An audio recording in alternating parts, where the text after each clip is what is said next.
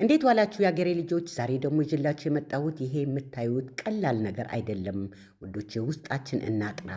የነዚህ አትክልቶች የየራሳቸው ጥቅም አላቸው። በይበልጥ አንጀታችን ለማጠብ ወይም ውስጣችን ጉበታችን ስለሚጠቅም ይኸው እንደምታዩት ጥቅሙ በብዛት የታወቀ ነው። እርድም፣ ዝንጅብልም፣ የሰላሪ ቅጠልም፣ ሎሚም፣ ብርቱካንም አድርጌን የጨመቅኩት ያው ከእናንተ በላይ አውቄ አይደለም ላስታውሳችሁ ብዬ ነው።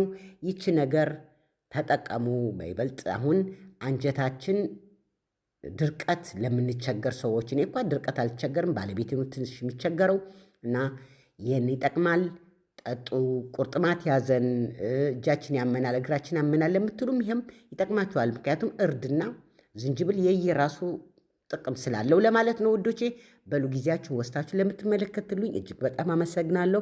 ዩቲዩቤን ሰብስክራይብ ያላረጋችሁ ሰብስክራይብ በማድረግ አበረታቱኝ። ያረጋችሁ ደግሞ እግዚአብሔር ይስጥልኝ። መልካም ቀን